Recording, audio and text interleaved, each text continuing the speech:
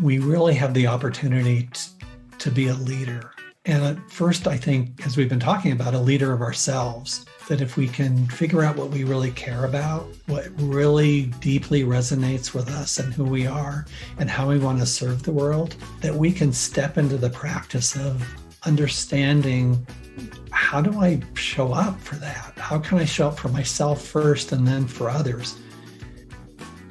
Hello, you are listening to the Late Bloomer Living podcast, where we are reimagining and redefining what it means to be in midlife, where we are gathering energy, momentum, and excitement for our next chapter via candid conversations with other midlifers about their own pivots, pitfalls, and triumphs.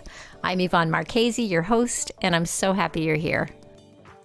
Bruce Wilhelm was in his late 20s when he was given the responsibility of running a successful tree service business that his father had built.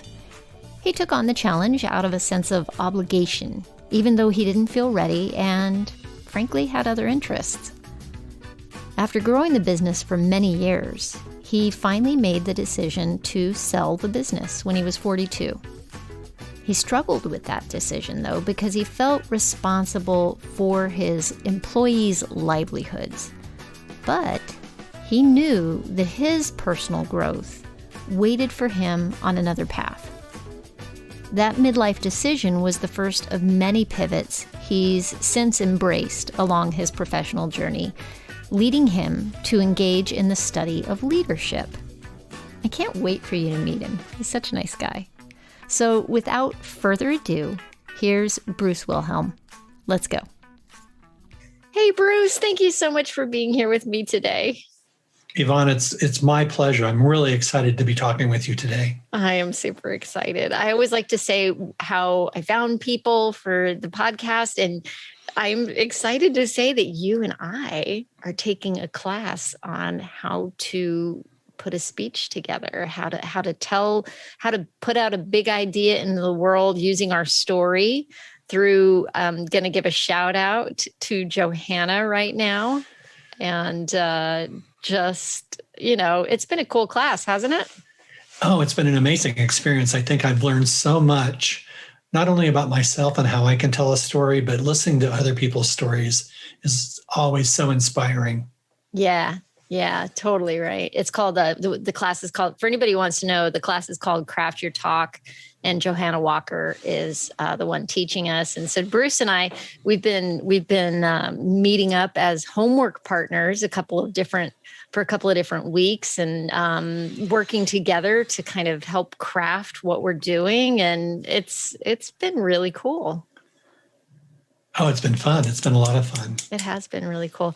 So, gosh, because we've been working together, and, as we were chit-chatting and talking and telling each other our stories, I realized that you had a really cool midlife pivot. I think it's been more than one, actually. I think, like maybe four, but let's say it's three and pretend one didn't exist. Okay. Although now I want to know about the one, I've got to say, but that's cool. I'll let you, I'll let you roll with it. So go back in time with us a little bit and take us to the before your first pivot, which was you were running your family business, right? Absolutely. Yes. My grandfather started a tree service in Denver in 1936. And my dad took it over in the mid-'60s. And then when he was getting ready to retire, he came to his sons, my brother and I, and said, this is your journey. I want to retire. I'm going to transition the business to you. And I tell you, I was scared to death. Like, what am I going to do? I was, in my mid to late 20s. I'm thinking, I don't know how to run a business. But anyway, it happened, and it took about 3 years to transition it. And I ended up growing the business and creating a pretty good culture, struggling at times with what do I do with all these people and all this stuff. It was a big business. We had about 100 employees. And Wow. I decided that in the mid-'70s that I wanted to do something else with my life, that I wanted to explore the next adventure. So I started working on a way to sell the business. And I think that was finally making up the decision to sell the business was a real struggle because I kept thinking that I was letting people down. My employees, my customers, what I built, my dad who had passed away, just am I giving up on what my real destiny was without really pulling into my consciousness, really thinking about my destiny is what I create, not what other people expect me to do. And I think that was the first big sort of moment that I had to let go of what was expected of me and begin to step into hopefully what was my future. So I sold the business, right? Everybody did well. The new owners came in, ran it like they would. They changed a lot of things, but I think they gave people an opportunity that was different than I was giving them when I ran the business. And I certainly got an opportunity to go out and try new things. Wow. That must have been, when you're responsible for that many people's livelihood, that's not a light decision, right? It's not a light decision. And I think that there's probably a healthy way to think about it and maybe a conflicted way to think about it. And I noticed that my journey in this particular time was to go from feeling bad about it or it wasn't something that I was supposed to do to the place where it was actually good for everybody.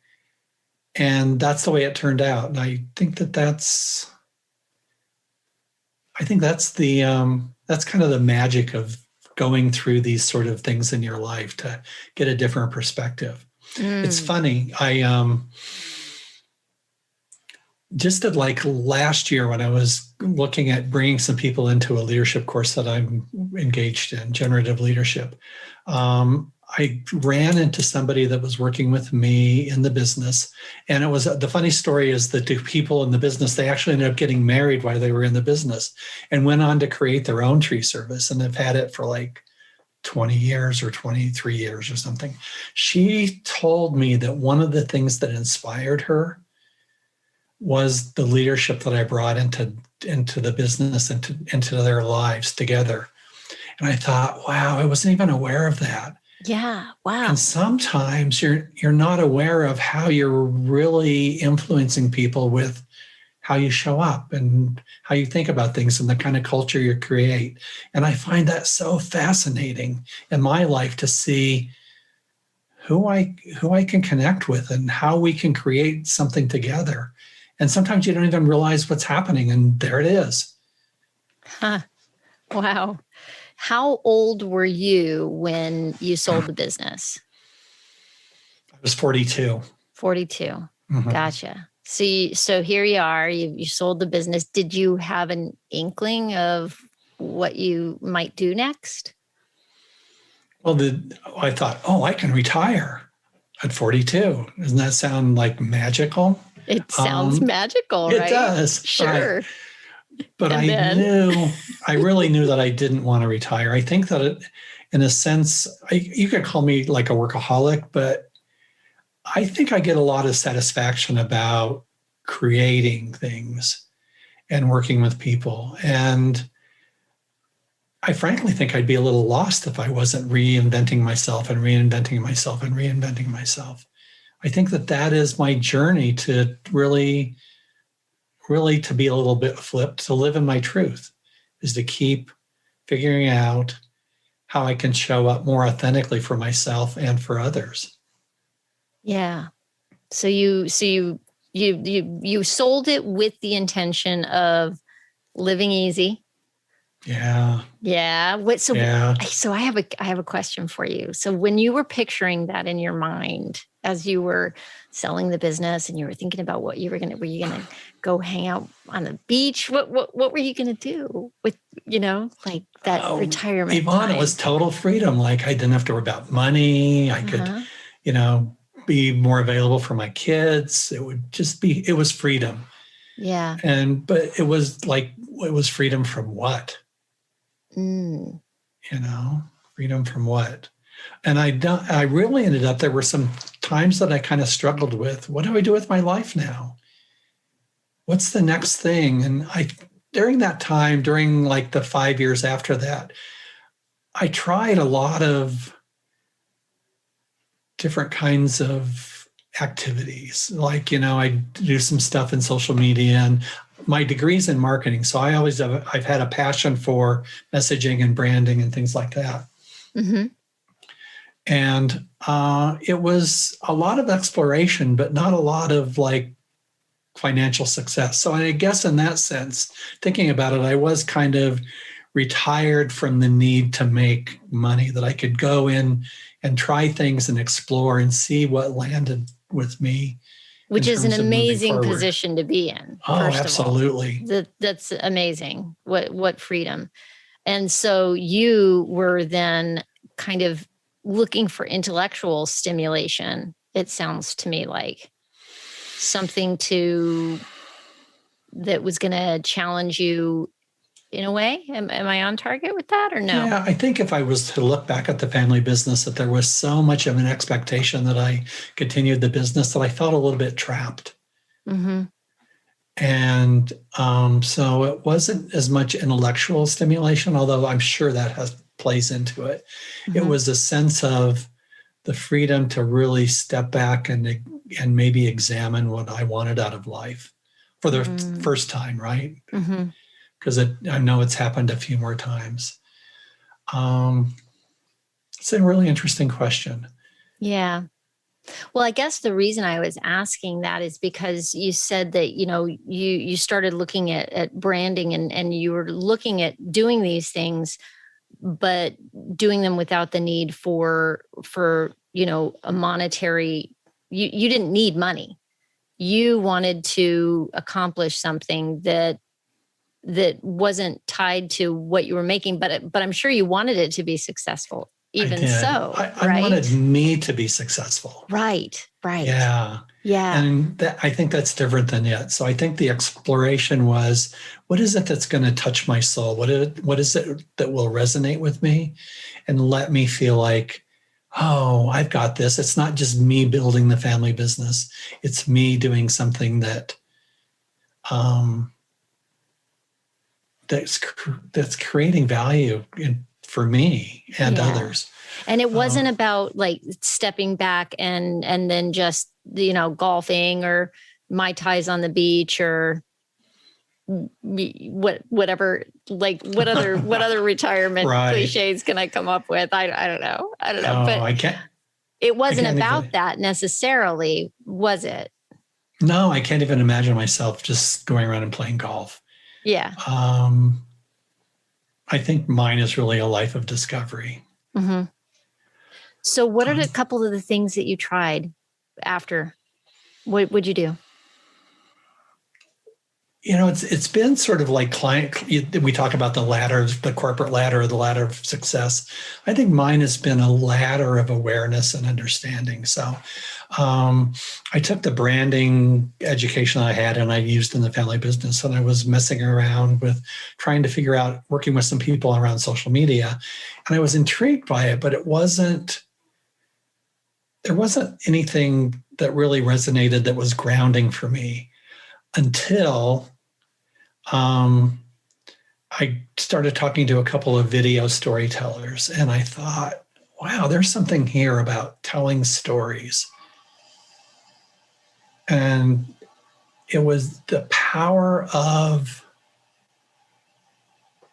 getting somebody into what really happened in your life and getting them to think, oh, and they were doing branding videos. So it was all about telling a company's story in a way that got somebody engaged with the owner of the company. I'm thinking, wow, I really like this. And I tell people that I was seduced into storytelling, into visual storytelling. So I started doing some video production, and it was so intriguing to me because I was able to ask questions and explore with people what really made them tick and why pull their why out. And for business and branding, the why is what it's really about, I think, because that's where you need to land. And people need to, if you're doing business with them, they need to land in your care. And that was so fascinating to me, that I spent a couple of years just working with people on a small scale to do video storytelling. I worked with a nonprofit called the Big Idea Project to help them communicate their curriculum and develop curriculum and tell the story to their mentors and to their students and to their community. And I thought that it just is so like, it's like fireworks, it gets people really engaged in what you're doing. And I don't know. That's where it was landing for me. It's very similar to the work that I've been doing, doing branding photography, but not videos, but photography for people. I love the process of sitting down with, a solopreneur, an entrepreneur, somebody who's got their own small business, and talking to them about like who they are. So what's important to them about the business, but also who they are behind it, because that's kind of what we kind of do both. We show maybe some of them working, some behind the scenes. And then also I love to have people incorporate some part of their life that's important to them that they feel is worth sharing with, their customers, their audience, so that they can get to know them, and so fun to find ways to create visuals to help tell those stories with them, and just getting to know them, I'm imagining the stories that really come out of the photographs that you take of these entrepreneurs as you get them to really like lighten, show up, like gain the light of being in their profession and what it means to them and how that shows in the photography. Because that's a story too, right? Yeah. I mean, you're like, oh, it's a business, blah, blah, blah, blah. But really, these are humans behind the business, right? This is who they are and what's important to them. Like you said, it's the why. Hopefully it's what drives them to do what they do. Hopefully they've got a mission that they're on. They all have a passion and a care that they want to bring people into. Yeah. And telling the story ignites that passion with people. They can feel it, right? Yeah. That's when they can see the story and understand the story, then they get inspired to be with that business owner, to be using their product and be part of their journey. So how long did you do the video production for? I still do a little of it. Gotcha. So it's probably been 8 years. Oh, okay. Cool. Yeah. Cool. Now, but you're also doing some stuff involved with landscaping, right? Because I know we've talked about how you help people to define what it is that they want for their outdoor space. I thought that was really cool. Oh, yeah. It's the same thing. So because I spent so many years in the green industry and the tree service business, I think of that I have chlorophyll in my blood, and that being in that industry has, the connection with nature is really important.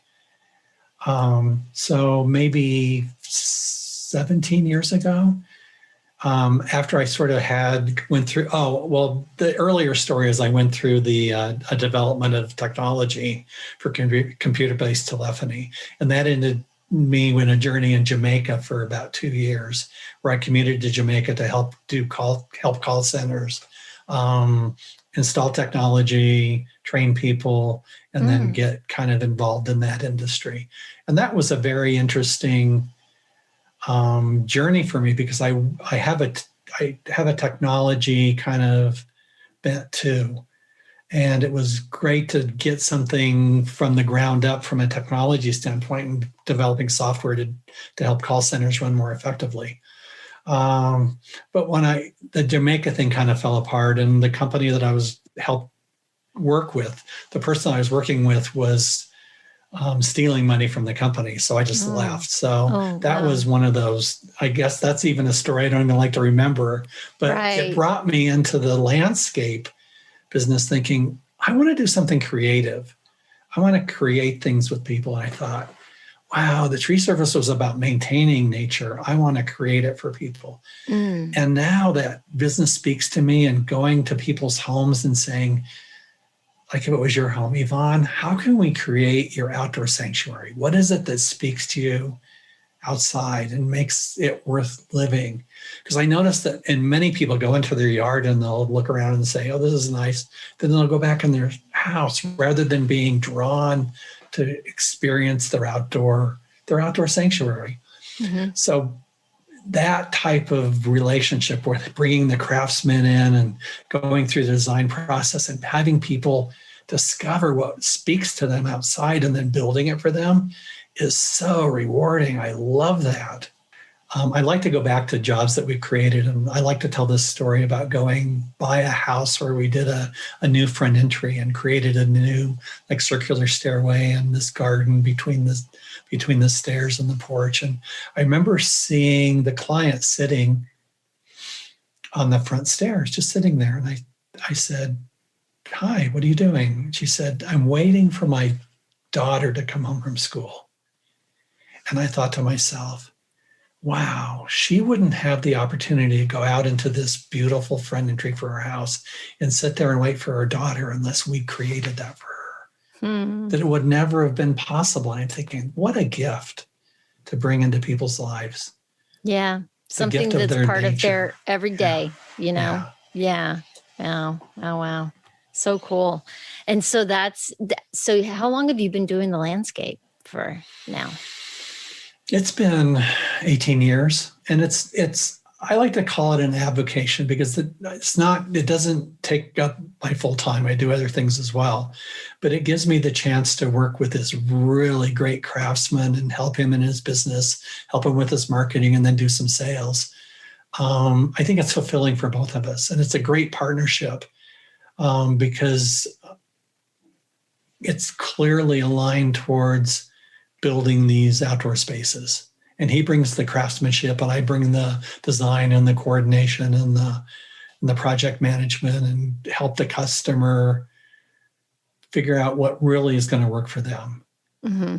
Like what's so really together there's right? Synergy. Yeah. I call it a touch point. Uh-huh. Wow. And so here you are, you're kind of handed your family business with all these expectations, and you decide to get out on your own. I mean, that's a brave step. It is. It's a brave step. And maybe you were financially okay, but it's still, there's this bravery involved.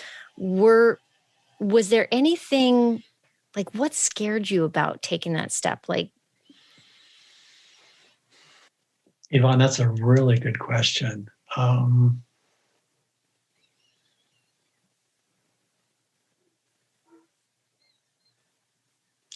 think what held me back, it's really, I think, interesting in my life. I think it's the fear of taking this step. Is that, am I worthy to do it? Well, as I mentioned earlier, will I be just letting all of these people down? And then once I take the step, I think that that's not hard. After I take it, it's the deciding to take the step that I think is hard for me. Mm-hmm. Mm-hmm. And when I'm not, it's really easy for me to get involved in something new.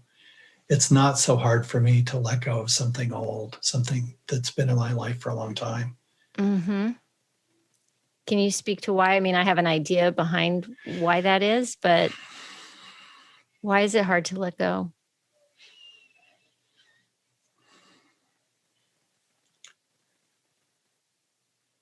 I think it's, again, the fear of disappointing people. Mm-hmm. I think it's the expectation that, I think it's old childhood trauma. I think that I was really expected to act a certain way. And I think that shows up now in just me sort of needing to kind of live two lives. One which is satisfying people. Another one is kind of like sort of being a little bit of an isolationist, like living part of my life sort of separate from my expectations of everybody else. And I'm not sure I'm really good at integrating those two pieces yet. That makes sense? Yeah, it does. I mean, I think that's a challenge for everybody, right? We've got the expectations of our parents, the expectations of, if you're married, if you've got a spouse, you've got expectations, your kids, Yeah. right? Yeah. And then your friends and family that have seen you a certain way and, so when you try to make a change, it can be scary for other people to watch change happen. Right. Right. So a lot of times I think people find themselves not feeling supported by the people they love only because those people just want them to stay safe, to stay same, to stay the same. Don't change. I think that's this is true. good. This is Right, okay. right. You're good. We're good where we are. Right. Mm-hmm. And in the meantime, something's not right for you and you've got Yeah, or there's something like missing that isn't feeling like you're being fully yourself or able to be fully yourself in kind of some really important relationships. Mm-hmm. Yeah. Yeah. Wow. How long did you hang on to that family business? Because I'm not sure I'm clear on that. It was 1977 to 1994. So I guess that's 15 years. Yeah. Yeah. A long time. Somewhere around there. Mm-hmm. Yeah. And did you, it's funny. I mean, like you were successful at it. You made it work. Like you when you took it on, you weren't sure you could do it, but then you did, and you right? Yeah, it was really a bouncy kind of journey. There were a couple of times where I would hire somebody to come in and I'd take a little bit of a break, sort of disassociate because I think emotionally it was pretty stressed. There was a lot to take care of, and I didn't know. I really thought that I didn't know how to run this business. And there were times when I did know, and other times when it was really stressful. But I think that that's kind of life in general. And throughout the whole journey, I'd have these awakenings. Oh, I do know how to do that. I do know more than I think I know, and I do have this idea, and I can be a good leader. And I think that those sort of sparks of awareness were critical to my growth. Mm-hmm. Did you ever have a passion for the business? Was it ever something that excited you at all, or was it always just this is what I've been given, and this is what my duty is. This is what I'm honor bound to take this on and keep it going? That's a really good question. I think that there was an expectation that I would take it on. And from the first time when it was presented to me that that's what I had to do, I thought, I could bring my marketing skill into it, and I can bring my technology skill into it. And I can bring these other things of me.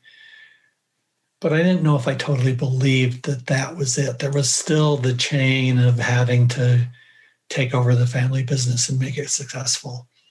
I ended up having to fire my brother after a couple of years because he didn't want to do it, and he was an alcoholic, and I just had to get him out of the way. So those kind of decisions that you make along the way are really hard. Yeah, that is really hard. I did have a passion for growth, for my growth and the growth of the people in the business. And I did have a passion for taking care of the customer. And it was interesting. I think that because I spent so many years in the business, like doing the things like spraying trees or climbing big trees or running the high ranger or, doing all the things in the business that I needed to do to kind of learn it, that there are really good memories about working on crews and the camaraderie and being productive for the day. So I guess overall, it did. I believe that you sort of go through these experiences and then you make a big change, and then you can stand on that, whatever that was, and then go forward from there, taking into account everything that you learned and be more aware of who you are and what really matters to you in little steps that are big sort of plateaus. Yeah. It sounds to me like you took it, and you made it, you found, sounds to me like you were able to find some value for yourself in there. Like sometimes you're given something and you can make a choice, right? You can choose to reject what's in front of you and fight it, or you can choose to step into it and find a way to make it work for you. Like, for instance, I would say probably right about the time I started learning how to do photography, I took a job doing customer service, and I'm good at customer service. I can do it. Do I like believe it? you. Yeah. But do I like it? No. It was not a satisfying job. And what I found myself doing, I was not successful in the way that you were. I took the route of feeling kind of, feeling like this is all wrong. I could only see the wrongness in it and how it wasn't a fit, and how I would make myself go do it every day. But there was suffering involved, self-imposed suffering. So kudos to you for taking a situation and going, okay, well, I can put my marketing skills to work. I can put my, I care about, these customers and these people who are working for this company. And you found all the reasons to do it, to step into it, until you realized, it sounds like that, okay, I did that. And now I need to take care of me. I think you're right. It was the recognition that I did do it, and that I did move past it, beyond it, into something new for myself. Mm-hmm. And as I look at my life, there's been several parts of my journey, like the technology and that business, and bringing it basically from, the story is that we had a contract to do technology for a call center. We had the software, we had the middle part of the software, the operating system, but we didn't have the client side of it. And the person that was supposed to deliver that for us didn't deliver it. So I had to go in and from scratch say, how hard can it be? I know enough about it that we'll do it. And we had enough grace from the client to spend the next 6 months putting together the client interface for the software. And that was an amazing confidence builder for me. Wow. Yeah. Yeah. So it's those kinds of experiences where you're drawn into finding your courage that I think make life, whatever stage you're in. And, as I get, I think not older, but maybe like I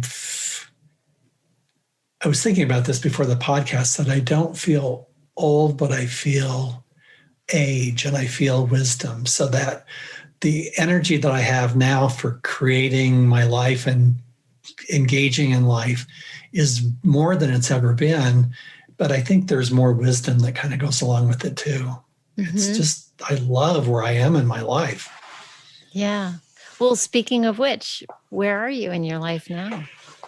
I know you're kind of transitioning right now, aren't you? I am. I'm really, I've discovered that we really have the opportunity to be a leader. And at first, I think, as we've been talking about, a leader of ourselves, that if we can figure out what we really care about, what really deeply resonates with us and who we are and how we want to serve the world, that we can step into the practice of understanding, how do I show up for that? How can I show up for myself first and then for others? Because I think that leadership is where the leverage is. As we were talking earlier about branding and people in their own business, if you can get people invited into something that has meaning to the world, to your story, to your passion, to your care, then I think that's where we get leverage. And I think it can happen in really good ways, and create really good things, where it can be something where a leader comes in with ego and drama and consternation for things, and it can take us backwards. And so my passion right now is to bring leadership into the business community, and help leaders bring what they really care about into their organizations, and show up in a way that's more authentic and more vulnerable and more caring. What does that look like? Like, how do you want to make that happen? I've got this initiative called Boldly Living Leadership. Is it globally living leadership? It's Boldly Living Leadership. Boldly living leadership. Right. Gotcha. Okay, cool. And what that means is that leadership can boldly live in our lives and our organizations, and it also boldly lives in us. And the essence of what Boldly Living Leadership will do is bring resources for leaders to help them, to coach them, to help them learn more about being effective leaders, to help them discover more about themselves and how they show up in conversations, how they show up with the promises that they make, how they show up as not only performers and customers in their organization. So it's creating the practice of leadership kind of the same way that doctors practice medicine, that it really has to be embodied to be really authentic. And I think that's a lifelong journey. And I want to help people introduce people to that journey, to that practice. Yeah. And get them inspired. Almost it sounds like it's like ongoing education for leaders. Like if you're so let's say you're a doctor, you constantly have to go back, right? And stay up to date on the latest techniques. You want to keep growing in so many industries, right? There's keeping current with and keeping your skills as up to date as you can, even though you're in current practice, you still stay in that learning and education mode. So you're bringing that to leaders. Is that it? Right. The opportunity to participate with, long-term leadership practice, with having the ability to get engaged with coaches if they need some coaching, the opportunity to give themselves permission to continue to learn and to see things from different perspectives, to see things from a more human perspective. To basically be more conscious about how they show up as leaders. And I think that's, in terms of me and what I'm learning, it's really showing up for myself first and then bringing that out into the world. And so is the idea then that you're going to be, you're going to offer like a way for leaders to connect to, okay, so you meet with them, let's say, and then you talk to them about where they're at in their leadership journey. And then you help connect them to a coach that's going to help them with one thing, and maybe somebody else who is going to help them with something else. Is that the idea? Right. So I'll be the touch point for them. Gotcha. To figure out what sort of resources they need over the long term. I would expect an engagement with a client to last at least 5 years. But it's not something that's continual, that it's there as needed. So they have a resource to decide and discover what do they need right now, and what does this organization need, and how can Boldly Living Leadership come in and support that. Gotcha. Is it sort of a mastermind sort of experience, or like where you've got leaders coming together and, do you have, like, let's say 5 to 8 leaders in a group that are doing this with each other? Or is this like you facilitating a one-on-one thing and connecting this leader to somebody else? It's actually both.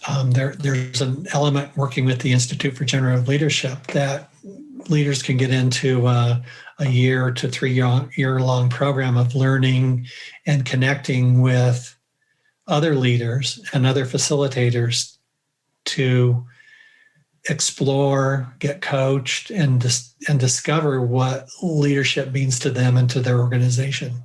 That's cool. And then there's Oh, sorry, go ahead.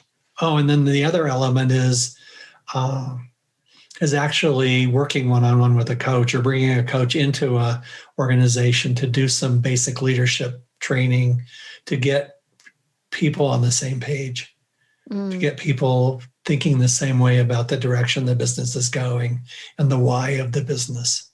Yeah. To create the same language. What was the germ of this idea for you, Bruce? Like when did you, so you've been doing like video marketing for businesses, and you've been the touch point for people who want to transform their outdoor space. Where did you get this interest and this desire to affect leaders and leadership?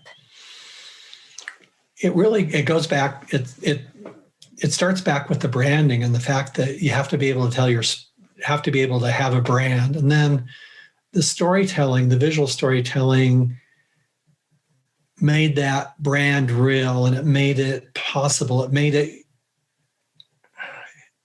understandable to who you were talking to your audience. Mm-hmm. The storytelling, it made it richer.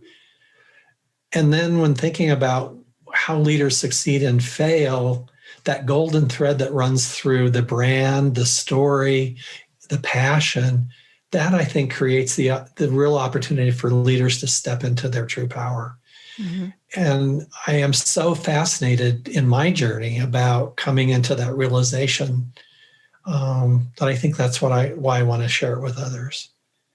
Gotcha. Because it is that sort of journey about figuring out what you really care about, being able to communicate that well through storytelling and through communicating your passion to get people engaged with you so you can change the world. So wow, that was a big jump. So we went from leadership and impacting the business and telling the business story to changing the world. That's big. It is big, because I think we all do it. We all have the opportunity to do it in really little ways. Mm-hmm.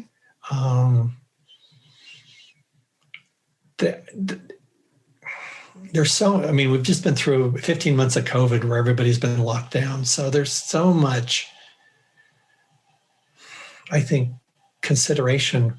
Everybody's considering about what will my life be like? What am I going to move into? What do I really care about and why? Mm-hmm. And how have the things that I've been struggling with, how do they reflect on what's next for me? So what do I need to solve, and what do I need to do, and what's mine to do, and what's ours to do, and what's yours to do? What's the me, and what's the we, and what's the world?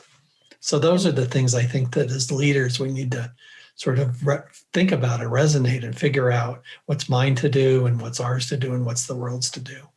Yeah. And okay, so we're starting to open up again, but we are essentially changed.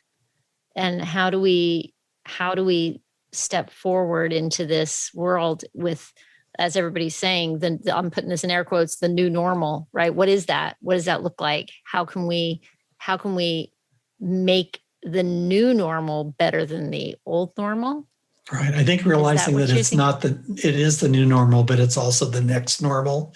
And there'll be a next normal after that and a next normal after that. Mm-hmm. So I think it's understanding how will we influence those next normals. Yeah. And maybe not have them maybe the next normal doesn't need to be prompted by a world pandemic, perhaps. Yeah. I've noticed, it's interesting. I've noticed with a lot of the people that I've spoken to on the podcast, some people were, their pivot or their big change, their big moment of change, was for some people inspired by a massive health issue or a massive life change that kind of came and smacked them in the face, right? And suddenly they had to reevaluate themselves and their life and their values, and then moved forward from there. And then some people have created and generated that for themselves, much in the way that you did, selling the business and moving into the next phase of your life, not through a crisis, it doesn't sound like, but for just because you recognize the need for yourself to do that. And wouldn't it be great if we take that into the bigger picture of this world we live in? Wouldn't it be great? I mean, like COVID is kind of like literally the big health issue that smacked us all in the face, right? Right. And maybe, maybe we can affect world change from a point of view that's not so crisis induced. I agree. Yeah. I think that's the opportunity. Yeah. The opportunity is to step back from the normal and to really deeply see how we were affected by COVID and see what scares us and what empowers us and what excites us, and get more in touch with that. Yeah. Would you encourage that? Yeah. Bring that into our lives. Yeah. Would you encourage a leader to take a step back from active leadership into a contemplation, or because when I'm trying to make a connection between, leadership of an organization perhaps, or the broader leadership to the self, right? If I want to affect a change in myself, I am of the opinion and of the belief that I need to step back from my daily activities for a certain portion of my day in the mornings. For me, it's doing some meditation and becoming aware of my thoughts and starting to watch and notice what's happening in this brain of mine. And then stepping forward into my day with some intention. Is that something that you see as, part of this program for your leaders, is to step back from the day-to-day machinations and needs of the grinding machine of that thing that they're leading? Well, here's a really simple way to look at it. I think that we have to give ourselves permission to be a beginner. Mm-hmm. And I'm all about that. Yeah. With that permission of being a beginner, then we can step into something new without all the drama that we create about, I'm not very good at this, or I can't do this well, or I should be better, or I'm not worthy to do this. But I think it's that frame of mind, knowing that we're always a beginner at something, and that we can give ourselves permission to do that. Mm. And as you were talking about, I think that's what COVID has really forced, is that we have to begin anew, and maybe be aware of the things that got us where we are right now in many dimensions, and in terms of our humanity, in terms of how we're going about politically making decisions and moving everything forward, about the way businesses work. There's just so much that we have the opportunity to help make better. Yeah. So that we can thrive as a race. Oh my gosh. So boom. I think that's a great place to end on, Bruce, because wow, what more could you hope for? Good, well put. Yeah, exactly. What more could you hope for, right? I'm so excited for you, as you're embarking on this new, you're in the middle of designing it right now, right? Exactly. Yeah. Still part of like your mid process. I'm so grateful to you for coming and talking to me while you're in the midst of it. I always feel like that is like a whole other level of courage to come and talk about something before it's crystal clear. Yeah, thanks. It's always things start with conversations. Nothing happens until there's a conversation. Yeah. And I think it's the deep conversations that let things that are really important come into being. Yeah. I'm so excited. What is coming up soon or next that you are excited about? I think it's really taking some concrete action to get leaders from organizations in the Denver area to step into and step into and to commit to getting into leading or not into learning about leadership, into their leadership, to come up, because we've been through so much, to come into the perspective, to come into the power that, yeah, I am a beginner and I can learn, and I can look at my influence in my life and my organization in the world a little bit differently, a little bit more powerfully, with different awareness. And so what you're going to be offering, is it going to be very local? Is it going to be a Denver? Is that your focus? It will be Denver leadership? Yeah, Gotcha. Denver leadership. Absolutely. Gotcha. How can people get in touch with you if they want to partner with you, talk to you, pick your brain? The best way is just through, just to email me, Bruce at boldlylivingleadership.com. All right, cool. Well, I will get that. I'll make sure that I get that in the show notes for you, and any other links that I know you've already sent me some links and stuff. So we'll make sure to have that available for people, and see where you go from here, man. Well, thank you so much for this experience and the chance to talk with you about what life transitions. Really, that's what life is. Exactly. We're always in the middle of a life transition, really, aren't we? Totally. Constant. Totally. The only constant is change. That's it. Whether we like it or not, it's right. happening. We can't hide from it. We better embrace it. Exactly. Thank you, Bruce. My pleasure. Thank you, Yvonne. Well, there you have it. We're all in the middle of change every day. The challenge is not to fight it.